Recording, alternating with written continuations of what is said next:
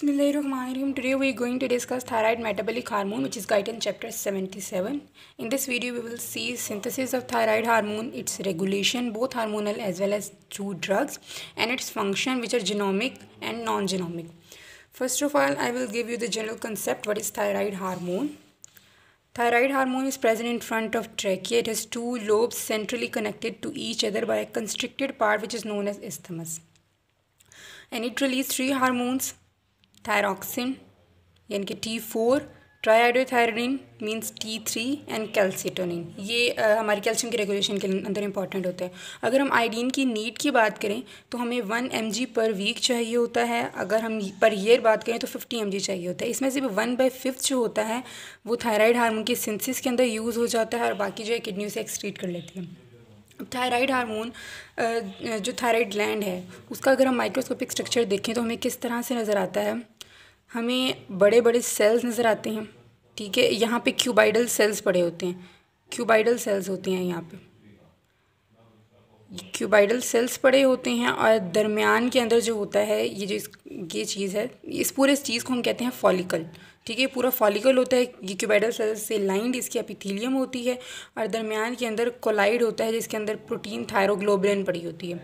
और ये तो इसका एक फॉलिकल सेल्स पड़े होते हैं, साथ में जो है इसके सी सेल्स भी यूँ पड़े होते हैं जो कि कैल्सिटोनिन को रिलीज़ करते हैं, ठीक है। ये फॉलिकल जो हैं ये 2 हार्मोन्स रिलीज़ करते हैं और ये जो इसमें सी सेल्स होते हैं कैल्सिटोनिन को प्रोड्यूस करते हैं। तो ये थायराइड हार्मोन का स्ट्रक्चर होता है। तो मैंने सेप्टा वगैरह भी होती हैं, तो मैंने एक जनरल सा स्ट्रक्चर दिया क्योंकि बाकी तो हिस्टोलॉजी के अंदर हम देख लेंगे।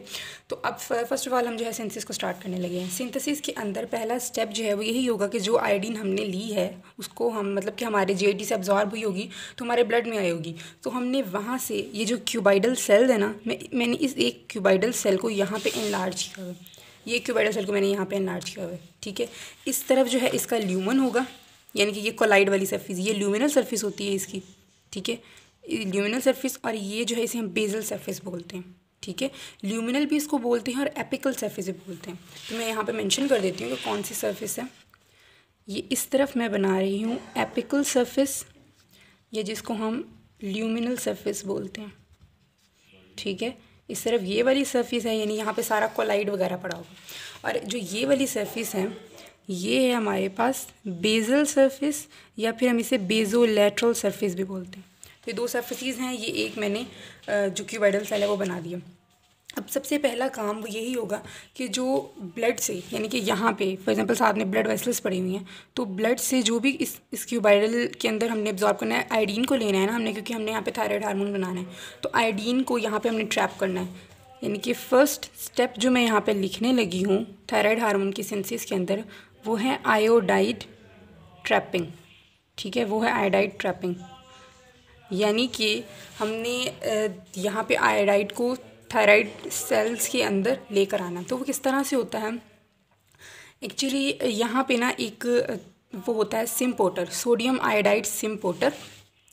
वो क्या करता है, सोडियम के साथ मतलब सोडियम के ग्रेडियंट को यूज़ करते हुए वो आयोडाइड आयन को अपने अंदर लेके चला जाता है। तो इस तरह से होता है सोडियम आयोडाइड सिम्पोटर। सोडियम का ग्रेडियंट इसने यूज़ किया, साथ में सोडियम अंदर जाएगा और साथ में आयोडाइड अंदर जाएगा। लेकिन यहाँ पे अगर हमने सोडियम का ग्रेडियंट डेवलप करना है तभी, मतलब अगर सोडियम का ग्रेडियंट डेवलप होगा तभी तो आयोडाइड जो है आयन उसका ग्रेडियंट यूज़ करके अंदर की तरफ जाएगा। तो इस ग्रेडियंट को डेवलप करने के लिए हमारे पास यहाँ पे सोडियम पोटेशियम एटीपेस पंप काम कर रहा होता है, जो कि कंटिन्यूसली सोडियम को बाहर की तरफ थ्रो कर रहा होता है ताकि बाहर सोडियम का लेवल बढ़ जाए और वो पोटेशियम को इनसाइड लेके जा रहा होता है, ठीक है। तो यहाँ पे हमारे पास सोडियम पोटेशियम एटीपेस पंप काम कर रहा होता है, जिसकी वजह से ये जो हमारे पास सोडियम आयोडाइड सिम्पोटर है वो वर्क कर पाता है, ठीक है। सोडियम आयोडाइड सिम्पोटर यहाँ पे ये शो किया है। अब इसकी वजह से हमारे पास क्या होगा, आयोडाइड इनसाइड हमारे पास आ जाएगी। अब आयोडाइड को हमने एक्चुअली जो सिंथेसिस होनी होती है वो यहाँ पे होनी होती है, इस कोलाइड के अंदर होनी होती है, ठीक है, थायराइड हार्मोन की। तो हमारा काम इसको सेल के अंदर से फिर उस तरफ लेके जाना है। तो अगर हमने इसको उस तरफ लेके जाना है तो यहाँ पे भी कोई ट्रांसपोर्टर होगा जो कोई इसको ट्रांसपोर्ट करेगा। तो यहाँ पे जो ट्रांसपोर्टर होता है इसे हम बोलते हैं क्लोराइड आयोडाइड काउंटर ट्रांसपोर्ट।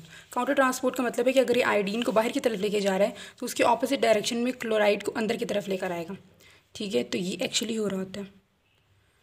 ये देखिए, अब ये यहाँ से आयोडाइड बाहर की तरफ जाएगा और इसके इन रिटर्न जो है क्लोराइड अंदर की तरफ आएगा। ठीक है, अब यहाँ पे ये जो ट्रांसपोर्टर यूज़ हुआ है इसे हम क्या बोलते हैं, क्लोराइड आयोडाइड काउंटर ट्रांसपोर्टर, या फिर इसका एक और नाम होता है, इसे हम बोलते हैं पेंड्रिन। ठीक है, पेंड्रिन। हमारी आयोडाइड ट्रैपिंग तो यहाँ पे होगी। उसके बाद जैसे ही आयोडाइड जो है बाहर की तरफ जा रहा होता है तो ये वाली सरफेस है एपिकल सरफेस या ल्यूमिनल सरफेस, यहाँ पे एक एंजाइम होता है जिसे हम बोलते हैं पर ऑक्सीडेज एंजाइम।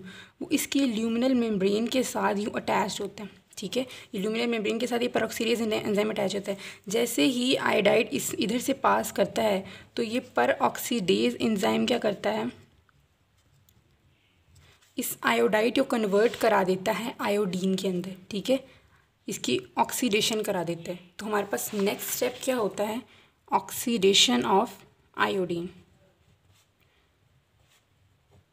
आयोडाइड आइन। ठीक है, ऑक्सीडेशन ऑफ आयोडाइड आइन टू आयोडीन। तो ये परऑक्सीडेज एंजाइम यहीं पे ल्यूमिनल सरफेस के साथ अटैच होता है जो कि इसको आयोडाइड को आयोडीन के अंदर कन्वर्ट कर देता है। अब परऑक्सीडेज एक और चीज़ को भी यूज़ करता है, वो है हाइड्रोजन परऑक्साइड। ठीक है, वो भी इसके साथ ही अटैच होती है जो कि इसकी ऑक्सीडेशन के अंदर, आयोडाइड की आयन की ऑक्सीडेशन के अंदर हेल्प करती है। सेकेंड स्टेप भी हमारा हो गया। अब यहाँ पे सिर्फ आयोडीन ही थायराइड हार्मोन को नहीं बनाती, बल्कि हमें एक प्रोटीन चाहिए होती है जिसे हम बोलते हैं थायरोग्लोबिन प्रोटीन। थायरोग्लोबिन प्रोटीन के पास होते हैं टायरोसिन रेजिड्यूज।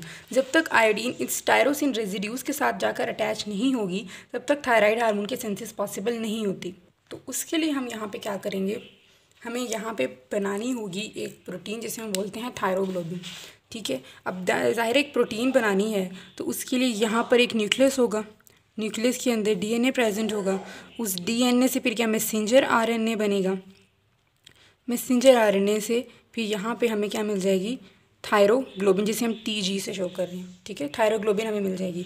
उसके बाद वो थायरोग्लोबिन पास करेगी यहाँ से एंडोप्लाज्मिक रेटिकुलम से, एंडोप्लाज्मिक रेटिकुलम तो वो भी रफ़ वाला, रफ़ एंडोप्लाज्मिक रेटिकुलम, यहाँ पे इसके अंदर मॉडिफिकेशंस आएंगी।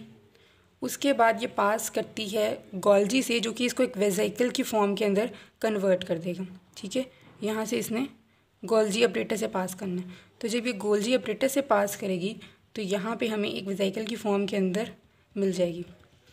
ठीक है, फिर उसके बाद यहाँ पे इसकी क्या एक्सोसाइटोसिस हो जाएगी और थायरोग्लोबिन हमें यहाँ पे मिल जाएगी। ये टीजी से मैंने यहाँ पे शो कर दिया थायरोग्लोबिन।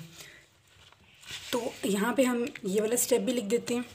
ऑक्सीडेशन ऑफ आयोडीन के बाद हमारा थर्ड स्टेप क्या था, formation and secretion of thyroglobulin. ठीक है, formation and secretion of thyroglobulin.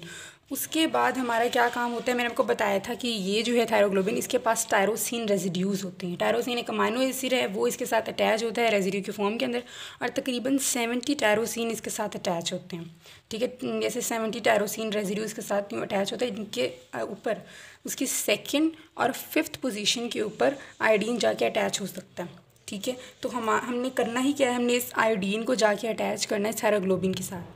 ठीक है, थायरोग्लोबुलिन जो प्रोटीन है। तो हमारा नेक्स्ट स्टेप फिर क्या होगा, ऑर्गेनिफिकेशन। ठीक है, ऑर्गेनिफिकेशन का क्या मतलब है कि थायरोग्लोबिन के टायरोसिन रेजिड्यूज़ के साथ जब आयोडीन अटैच होते हैं तो उस प्रोसेस को हम कहते हैं कि ये ऑर्गेनिफिकेशन हो गई है। तो फोर्थ है हमारा ऑर्गेनिफिकेशन ऑफ थायरोग्लोबुलिन।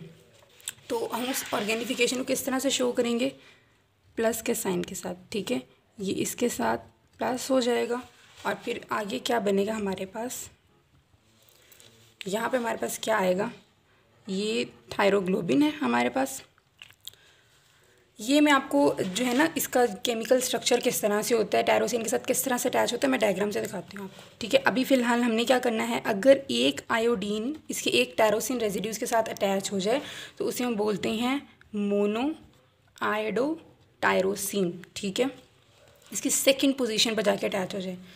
अगर 2 आयोडीन इसके अटैच हो जाए, एक सेकंड पोजीशन पर, दूसरी फिफ्थ पोजीशन पर, तो इसे हम बोलते हैं डाई आयोडो टायरोसिन, ठीक है। ये तो प्रोसेस हो गया हमारा ऑर्गेनिफिकेशन का।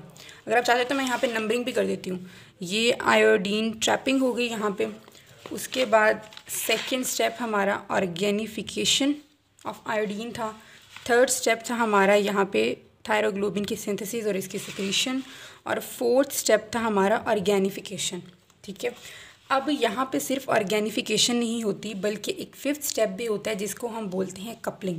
इसका मतलब है कि जो मोनो आयोडोटायरोसिन और डाई आयोडोटायरोसिन बने हैं, ये एक दूसरे के साथ कपल करते हैं, एक दूसरे के साथ मिलते हैं, जिससे और तरह के मॉलिक्यूल्स बनते हैं, ठीक है। तो इस प्रोसेस को हम क्या बोलेंगे? कपलिंग। फिफ्थ पर आ गए हैं, टोटल 8 हैं इसके अंदर स्टेप्स, ठीक है। हम आगे हैं कपलिंग रिएक्शन पर। कपलिंग रिएक्शन के अंदर क्या होता है? अगर मोनो आयोडोटायरोसिन डाई आयोडोटायरोसिन के साथ मिले, सबसे पहले हम ये देखते हैं, हाँ चलिए ये देख लेते हैं। मोनो आयोडोटायरोसिन अगर डाई आयोडोटायरोसिन के साथ मिले तो यहाँ पे ट्राई आयोडोथायरोनिन बन जाता है, ठीक है, जिसे हम बोलते हैं T3। और अगर डाई आयोडोटायरोसिन के साथ मिले तो उस स्ट्रक्चर को हम बोलते हैं कि टेट्रा आयोडोथायरोनिन बना है, या जिसे हम थायरॉक्सिन भी बोलते हैं, ठीक है। T3 T4 इस तरह से बन जाते हैं। अब एक तो ये सिंपल वाली हैं जो फंक्शनल होती हैं। एक और चीज़ बनती है, अगर मोनो डाई मिले तो मैंने बोला है कि क्या बनते हैं हम? Try iodothyronine. लेकिन अगर पहले डाई अटैच हो, डाई आयोडोटायरोसिन, और फिर मोनो आयोडोटायरोसिन बने तो उससे रिवर्स ट्राई आयोडोथायरोनिन बनता है, ठीक है। ये इसकी कोई फंक्शनल इंपॉर्टेंस ह्यूमन के अंदर हमें नज़र नहीं आई, ये बाय मिस्टेक बन जाते हैं, ठीक है। अगर पहले मोनो का स्ट्रक्चर हो, मोनो आयोडोटायरोसिन हो, फिर डाई हो, तब तो बन जाएगा ट्राई आयोडोथायरोनिन। लेकिन अगर पहले डाई और फिर मोनो हो तो उससे हमारे पास रिवर्स ट्राई आयोडोथायरोनिन बनेगा, ठीक है। अब ये तो हमारे पास हो गया कि कपलिंग का रिएक्शन हो गया। अब नेक्स्ट स्टेप हमारे पास क्या होता है? स्टोरेज ऑफ थायरोग्लोबुलिन, ठीक है। यहाँ पे इसकी स्टोरेज होती है। मैंने आपको बताया था कि तकरीबन जो है ना 70 टायरोसिन रेजिड्यूज इसके साथ अटैच होते हैं। तो यहाँ पे हमें देखने को मिल गया कि अगर T3 बनेगा तो ये 2 टायरोसिन रेजिड्यूज के साथ मिलेंगे, T4 भी बनेगा तभी 2 टायरोसिन रेजिड्यूज एक दूसरे के साथ मिलकर बनते हैं। इसका मतलब है कि अगर 70 है इसके पास टायरोसिन रेजिड्यूज, तो कितने यहाँ पे थायराइड हार्मोन बन सकते हैं? हम 2 से डिवाइड कर देंगे, क्योंकि 2 मिलकर एक बना रहे हैं ना, तो हम 2 से डिवाइड कर देंगे।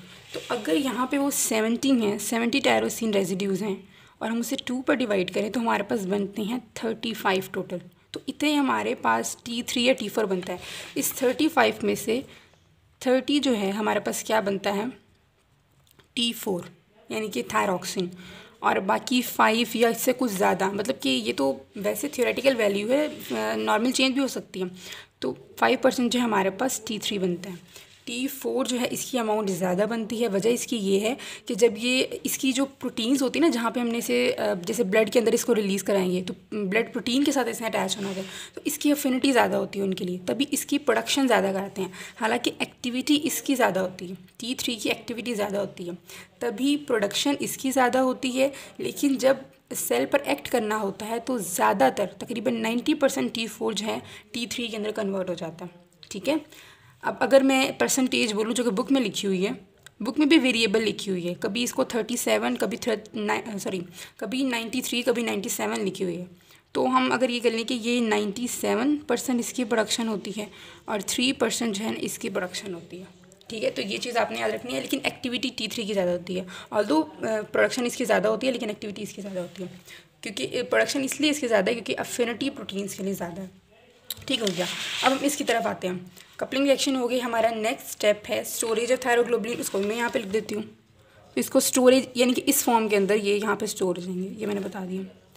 स्टोरेज ऑफ ये T3 T4 बन गए थे ना, तो T3 एंड T4, तो ये स्टोरेज हो गया। उसके बाद इससे नेक्स्ट स्टेप है कि हमने इसे सारी ज़िंदगी यहीं तो नहीं रखना ना। हमारा फंक्शन तो ये तब परफॉर्म करेगा ना जब ये आगे जाएगा तो और जाके न्यूक्लियस पे एक्ट करेगा, अपना जीनोमिक या नॉन जीनोमिक रिस्पॉन्स करेगा, यानी कि सेल्स के ऊपर एक्ट करे। तो हमारा मेन काम तो ये है, तो हमने इसको यहाँ से रिलीज़ भी करवाना है। तो नेक्स्ट स्टेप हमारे पास क्या होगा? Release of T3 and T4, okay. अब इनका रिलीज़ करा रहे हैं। इनका रिलीज़ 2 तरह से होगा। एक तो पाइनोसाइटोसिस से होगा, दूसरा इसका होगा एंडोसाइटोसिस से। तो पहले हम जो कि ज़्यादा इम्पॉर्टेंट है उसकी बात करते हैं। तो यहाँ पे क्या होगा, ये जो बन गया हमारे पास T3 T4, यहाँ पे ये जो एपिकल ल्यूमिनल सरफेस होगी, यहाँ पे सूडोपोडिया बनेंगे जो कि इसको जाके इसको अनसर्कल करेंगे पहले, ठीक है। यहाँ पे ये आ जाएगी, इसको यूँ अनसर्कल करेंगे और बाद में इसको यहाँ पर ले आएंगे, ठीक है। फॉर एग्जांपल हमारे पास ये आ गए हार्मोन्स, यहाँ पे आ गए, जिसके ऊपर जो है थायरोग्लोबिन पड़ी हुई है। तो इसको हम बोलेंगे कि ये कोलाइड ड्रॉपलेट बन जाता है। क्यों? क्योंकि जो यहाँ पे कोलाइड पड़ा होगा ना, ये सारा कोलाइड पड़ा होता है, तो कोलाइड भी इसके साथ शामिल होता है उसको साथ में, यानी कि सिर्फ इस अकेले मॉलिक्यूल को नहीं पकड़ते, जो बाकी कोलाइड होता है वो भी दरमियान में आ जाता है। तो कोलाइड ड्रॉपलेट से यहाँ पे बन जाता है। अभी कोलाइड ड्रॉपलेट से हमने अपने हार्मोन्स को अलग करना है, क्योंकि हमारे पास हमें थायरोग्लोबिन के कोई काम नहीं, हमारे पास जो हार्मोन बने हैं T3 T4 उनको अलग करना है। तो इसी वजह से यहाँ पे एक एंजाइम एक्ट करता है जिसे हम बोलते हैं प्रोटीएज। प्रोटीएज का आपको पता है कि ये प्रोटीन को तोड़ते हैं। तो प्रोटीएज यहाँ पर एक्ट करेगा और प्रोटीन को तोड़कर जो इसके टायरोसिन थे उनको अलग कर देगा। तो यहाँ पे हमारे पास टायरोसिन आ गए, साथ में जो हमारा हार्मोन था T3 T4 आ गया, और जो बाकी चीज़ें बनी थी मोनोआयोडोटायरोसिन, सारी यहाँ पे कपलिंग रिएक्शन सारे नहीं हो जाते, कुछ इस फॉर्म के अंदर भी रहते हैं, मोनो और डाई की फॉर्म के अंदर भी रहते हैं। तो बाकी जो मोनो और डाई की फॉर्म में बचे थे वो भी आ जाते हैं, ठीक है। तो ये इस तरह से हम कहेंगे कि ये इन 3 पार्ट्स के अंदर डिवाइड हो जाता है। ये हमारे पास फंक्शनल इंपॉर्टेंस है इनकी हमने वापस रिसाइकलिंग करानी है, ताकि इनको रिसाइकल करके इनके अंदर से आयोडीन निकालें और उसको हम रीयूज़ भी कर लें। तो यहाँ पे हमारे पास एक 8 स्टेप होगा, वो होगा रिसाइकलिंग, ठीक है। वो स्टेप क्या होगा? रिसाइकलिंग। यहाँ पे रिसाइकलिंग होगी, ये रिसाइकलिंग होगी। और यहाँ पे एक एंजाइम यूज़ होगा जिसको हम बोलेंगे डी आयोडीनेज। डी आयोडीनेज का क्या मतलब कि आयोडीन को यहाँ से हटा देगा। तो डी आयोडीनेज एंजाइम यहाँ पे यूज़ होगा, जो कि आयोडीन को यहाँ से निकाल के दोबारा आयोडीन को हम रीयूज़ कर सकेंगे, ठीक है। और ये टायरोसिन भी ज़ाहिर है यहाँ पे दोबारा इसके पास चली जाएगी, इधर सिंथेसिस के अंदर दोबारा यूज़ हो जाएगी, ठीक है। अब हमारा मेन मकसद तो इसके साथ है। यहाँ पे 8 स्टेप भी हम लिख लेते हैं। 8 स्टेप हमारे सिंथेसिस जो है ना वो कंप्लीट हो गई, रिसाइकलिंग, सही है, सिंथेसिस कंप्लीट होगी। अब बस इसको यहाँ से, अब एक तो मैंने बोला था कि 2 तरीक़ों से होती है, एक पाइनोसाइटोसिस से हमारी इस तरह से होगी, दूसरी होती है हमारे पास एंडोसाइटोसिस। एंडोसाइटोसिस के अंदर क्या होता है, अंदर की तरफ इन्वेजिनेशन होती है सेल मेम्ब्रेन की एपिकल ल्यूमिनल सरफेस से। यहाँ पे थायरोग्लोबुलिन अंदर की तरफ आता है और यहाँ पे इस सरफेस पर मैगेलिन प्रोटीन अटैच होती है, ठीक है। ये मैगेलिन प्रोटीन इसको एनसर्कल कर लेती है। यहाँ पे हमारे पास थायरोग्लोबिन मॉलिक्यूल है और उसके ऊपर क्या है, मैगेलिन अटैच होती है। मैगेलिन ने इसको यूँ प्रोटेक्ट किया होता है, जिसकी वजह से यहाँ पे प्रोटीएज एंजाइम एक्ट नहीं कर पाते। जब प्रोटीएज एंजाइम एक्ट नहीं कर पाएंगे तो हमारे हार्मोन्स अलग नहीं होंगे और टायरोसिन भी अलग नहीं होगा, तो ये एज इट इज़ जो होते हैं ना यहाँ पे आ जाते हैं, ठीक है। एज इट इज़ यहाँ पे रिलीज़ हो जाती है। इस वजह से हमारे ब्लड के अंदर कुछ थायरोक्सिन T3 T4 जो हैं वो इस फॉर्म, मतलब थायरोग्लोबिन के साथ अटैच फॉर्म के अंदर भी होते हैं। तो एक हमारे पास इस फॉर्म के अंदर आ गए और दूसरा प्योरली T3 एंड T4 जो है यहाँ पे हमारे पास आ गए और ये ब्लड के अंदर एंटर हो जाएंगे, ठीक है। ये ब्लड वेसल मैं यहाँ पर बनाई हुई, ये ब्लड वेसल के अंदर हमारे पास आ गए T3 एंड T4, ठीक है। अब यहाँ पे जो है ना ये तो यहाँ पे आ गए। अब इनका यहाँ पे हमने देखना है कि किस तरह से ये अपना रिस्पॉन्स कराते हैं, क्या इफ़ेक्ट कराते हैं बॉडी पर। लेकिन इसको देखने से पहले, क्योंकि हम इस डायग्राम हमने बना ली है, तो इसी से हमने रेगुलेशन करनी है, ठीक है। इसी से हमने रेगुलेशन करनी है, इसलिए मैं अभी रेगुलेशन पहले कराऊँगी। बुक में वो बाद में है, लेकिन मैं पहले यहाँ पर करा देती हूँ, ठीक है, क्योंकि ये सीक्वेंस हमारा मेंटेन रहेगा। तो अब हम रेगुलेशन की तरफ आने लगे हैं। रेगुलेशन हमें पता है कि वो शुरू होती है हाइपोथैलेमस से, ठीक है।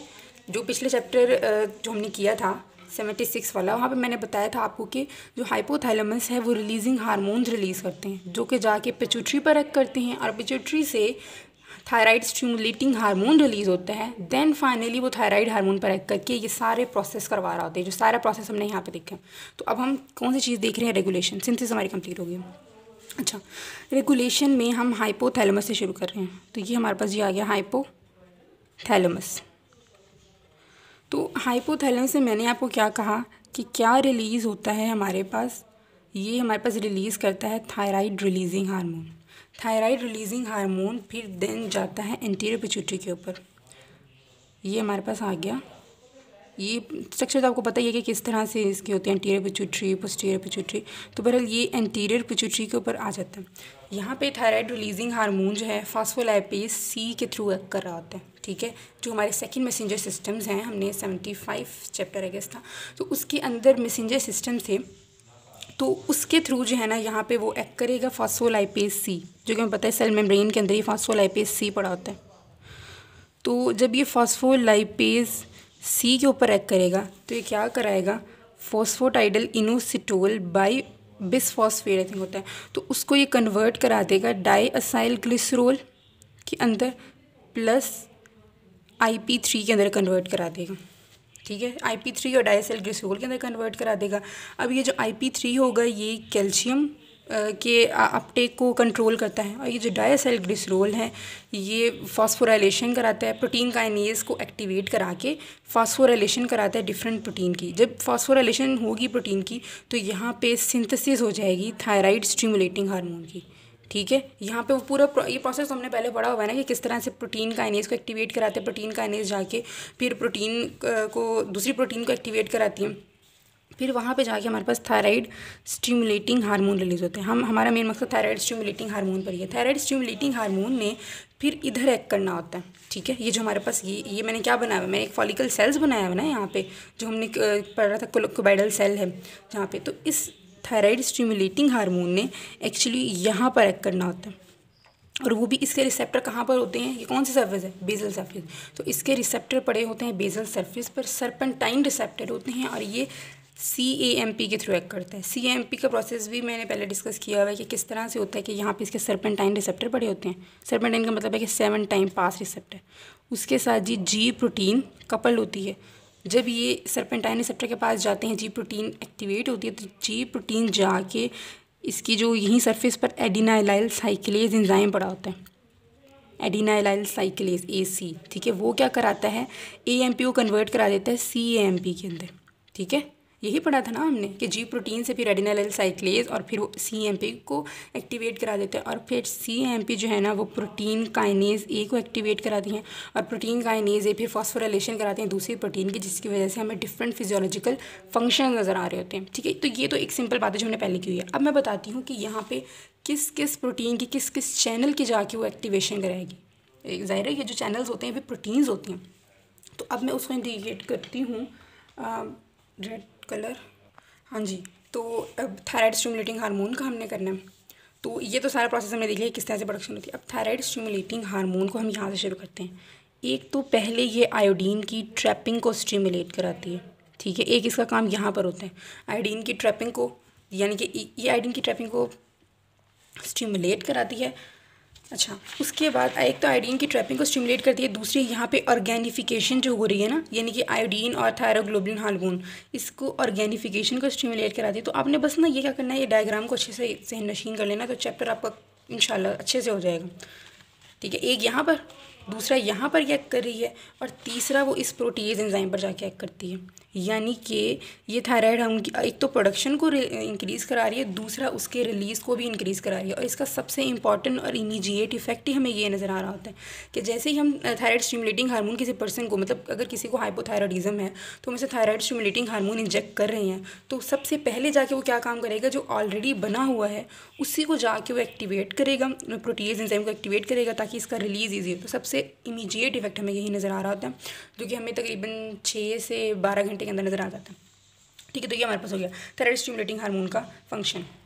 तो रेगुलेशन आपने देख ली ना कि किस तरह से थायराइड रिलीजिंग हार्मोन रेगुलेट करता है कि वो थायराइड स्टिमुलेटिंग हार्मोन को एक्टिवेट करेगा, और थायराइड स्टिमुलेटिंग हार्मोन किस तरह से 3 लेवल्स पर यहाँ पे जाके इसकी एक्टिवेशन करा रहा है। तो मैंने वो बोला था कि रेगुलेशन मैं आपको 2 तरह की बताऊँगी, एक तो हार्मोनल रेगुलेशन और दूसरा ड्रग्स के थ्रू रेगुलेशन। जो हम कोई ड्रग लेते हैं उसका जो इफेक्ट हमें इधर नज़र आ रहा होता है।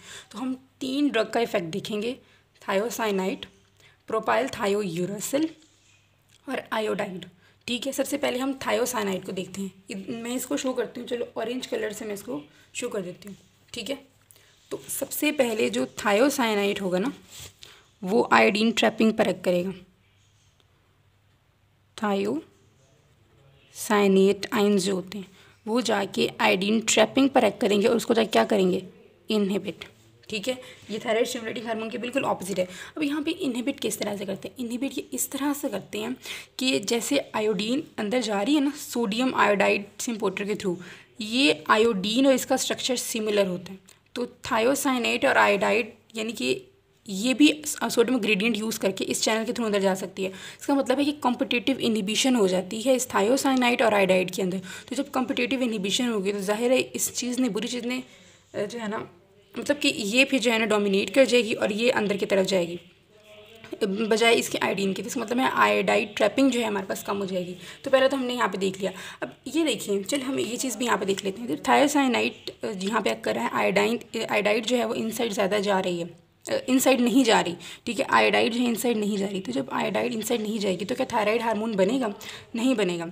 थायराइड हार्मोन जब यहाँ पर नहीं बनेगा ना, तो फिर क्या वो जो ये थायराइड रिलीजिंग हार्मोन कहेगा, मतलब हाइपोथैलेमस जब पता चलेगा कि चीज़ें बैलेंस नहीं हो रही, हमारा मेटाबॉलिक रेट है, हमारी हीट बैलेंस है, हीट रेगुलेशन वो नहीं रेगुलेट हो रही, थायराइड रिलीजिंग हार्मोन को ज़्यादा एक्टिवेट करेगा, वो जाके थायराइड स्टिमुलेटिंग हार्मोन का करेगा। अब थायराइड स्टिमुलेटिंग हार्मोन ना सिर्फ इन पॉइंट्स पर एक्ट करते हैं, बल्कि थायराइड स्टिमुलेटिंग हार्मोन के कुछ और फंक्शन भी हैं। वो क्या है कि ये नंबर, ठीक है, नंबर एंड सेक्रेटरी एक्टिविटी को भी बढ़ाते हैं। ठीक है, ये जो थायराइड ग्लैंड पर जब एक्ट करते हैं ना, तो ना सिर्फ ये इस हार्मोन के प्रोडक्शन को बढ़ाते हैं बल्कि उसके बल्क को भी बढ़ाते हैं, जो हमारा थायराइड ग्लैंड है। यानी कि ये यहाँ पर भी इसका रोल होता है, यहाँ पर भी थायराइड स्टिमुलेटिंग हार्मोन का फंक्शन होता है कि थायरोग्लोबुलिन की प्रोडक्शन को वो बढ़ा देते हैं। थायरोग्लोबुलिन की जब प्रोडक्शन ज़्यादा होगी तो बल्क बढ़ जाएगा, जब कोलाइड बढ़ेगा तो बल्क बढ़ जाएगा। इसका मतलब है कि यहाँ पर साइज़ भी बढ़ जाएगा। ठीक है, तो क्या, क्योंकि थायराइड हार्मोन नहीं बन रहा, फीडबैक रेगुलेशन जो हो रही होती है नॉर्मली, हमें पता है कि जैसे ही थायराइड हार्मोन प्रोड्यूस होते हैं ना, तो ये फीडबैक भेज देते हैं। यहाँ पे देखिए, ये प्रोड्यूस हुए तो ये जाके फ़ौरन फीडबैक एंटीरियर पिट्यूटरी पे जाते हैं और यहाँ पे फीडबैक रेगुलेशन करा रहे होते हैं कि हम काफ़ी ज़्यादा अमाउंट में प्रोड्यूस हो रहे हैं, आप जो है ना वो और प्रोडक्शन इसकी ना करें। ठीक है, लेकिन क्योंकि अब यहाँ पे ये नहीं बन रहे तो फीडबैक रेगुलेशन नहीं हो रही होगी, जिसकी वजह से thyroid stimulating hormone continuously produce होगा। अगर आयोडीन तो है नहीं, वो थायराइड हार्मोन तो बना नहीं सकता, तो जो वो कर सकता है वो वही करेगा, वो इसके साइज़ को बढ़ाना शुरू कर देगा। वो इसके साइज़ को जब बढ़ाएगा तो उस कंडीशन को हम बोलते हैं गॉइटर। ठीक है, तो थायोसाइनेट आयन क्या कराता है, गॉइटर काज करा देता है।